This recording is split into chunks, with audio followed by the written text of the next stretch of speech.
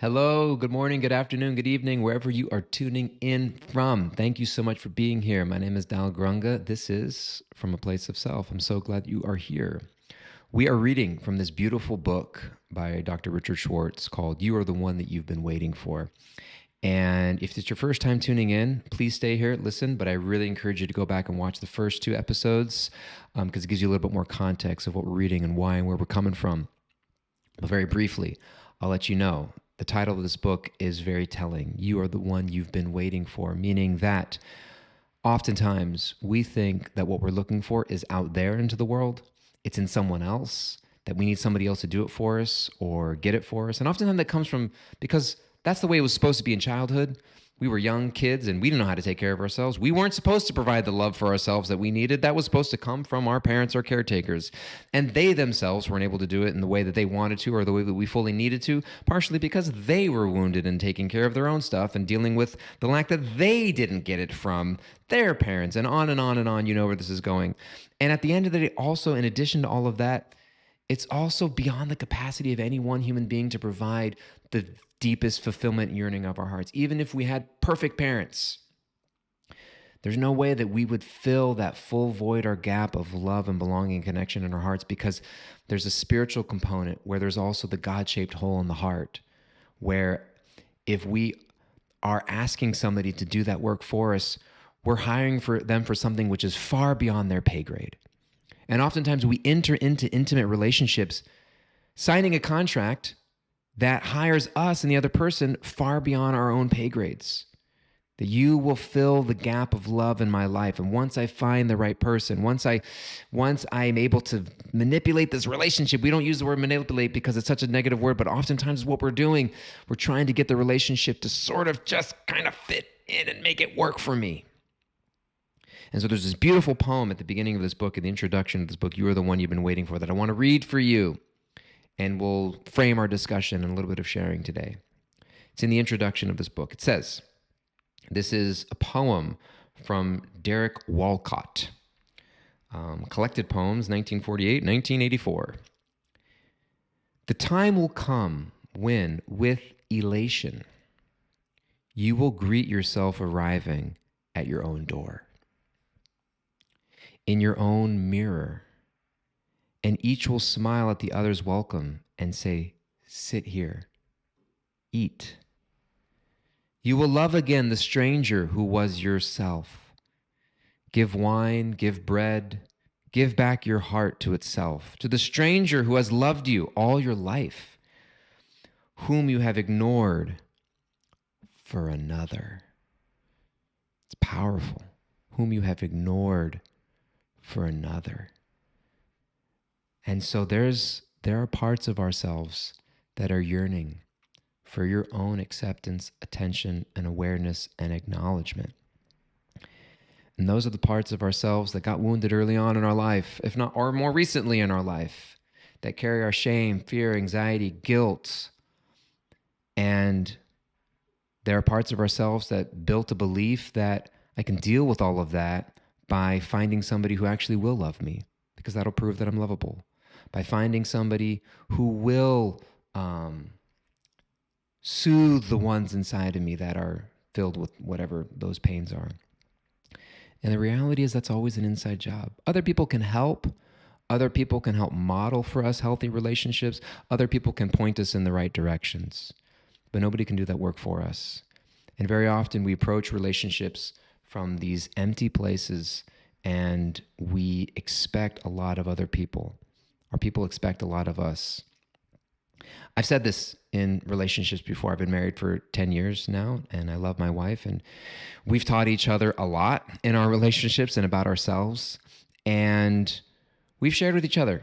Sometimes we have this conception, I'm your rock, or he's my rock, or she's my rock, and we'll say, I'm not a rock. I can't be a rock. I want to be a rock. I wish I could be a rock. Because if I were, then I would be able to be that unending source of reassurance and support that you need. But the reality is, if I pretend to be that or say that I can't, I'm going to let you down. And I'm going to let me down because I'm going to be disappointed with myself and I'm never going to feel like I'm enough. I never feel like I'm doing enough. And you're going to feel like I'm never doing enough. And we're not going to honestly take a look at what the real issue is, that we're expecting each other to be something that we're designed to not be. That's the God-shaped hole in the heart. That's the connection back to our essence, our self with a capital S, and connection to God, connection to higher power. So he says, for whom you have ignored for another. And I love the word that kind of is like embracing this whole poem for me is this idea of acceptance, which is a big part of the internal family systems model that I'll share in a second. He says that you will greet yourself to each other and say, welcome, stay, sit here, and eat. This is something which is very powerful about internal family systems, where it welcomes all the parts of us. And what it means by that, Richard Schwartz talks about, like, he says he sometimes is wary of like grounding techniques to deal with a panic attack or if you're having anxiety. Now, sometimes it's helpful to just lower the intensity, but sometimes if we're having a panic attack or if we're going through an anxiety, and we'll like, okay, take 3 deep breaths or ground yourself or do something to make the anxiety go away. That anxiety is coming from a part of us that's feeling afraid or worried or is trying to signal to us something, right? It needs to be seen. It's looking for some attention. And when we when we ground ourselves in a way that we just tell it to go away, it's just going to come back again because it hasn't been resolved. But when we get curious about that part, he says, oh, wow, I'm so glad you're here. Let me get to know you better. What is it that you're worried about?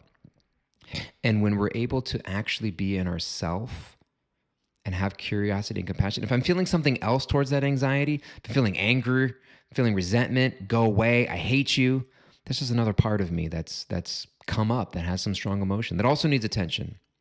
Anything outside the realm of curiosity or compassion. Richard Schwartz has 8 C's, which he describes as the qualities of the self. And let's see if I can remember all of them. I always forget one.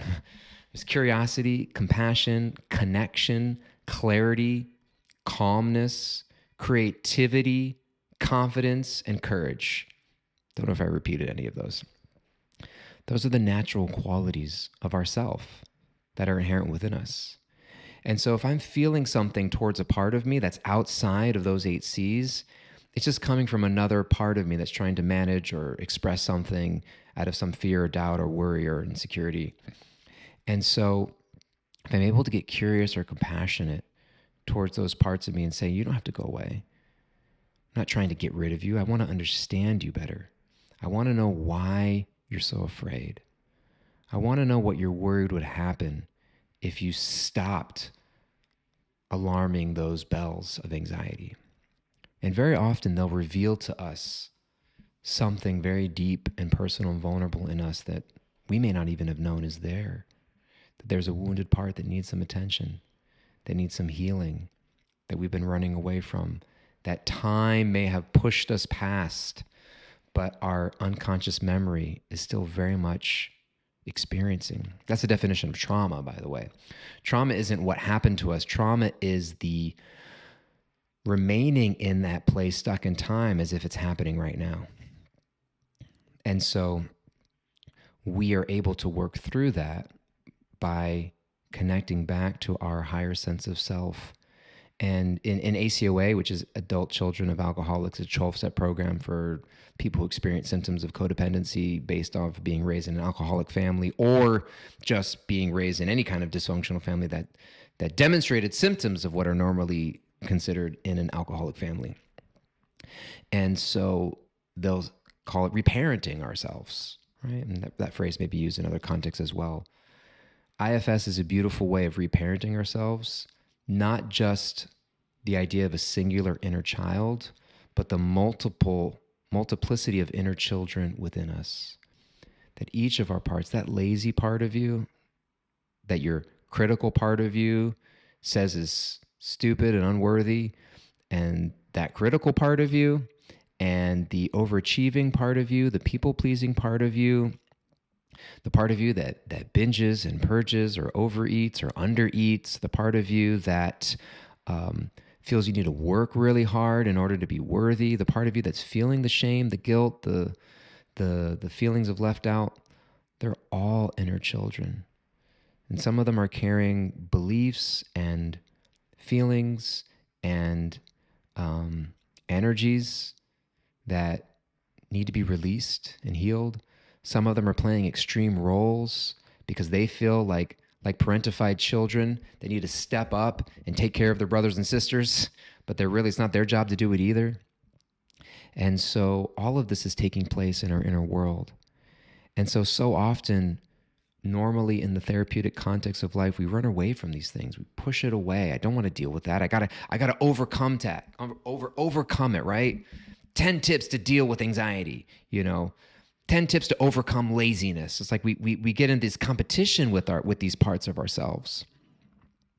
So here in this beautiful poem that Dick Schwartz is quoting from Derek Walcott, he says, "We'll come then with elation to greet yourself arriving at our door in our own inner mirror, where each will smile at the other's welcome and say, 'Sit here, eat, give wine, give bread, and give back your heart to itself.'"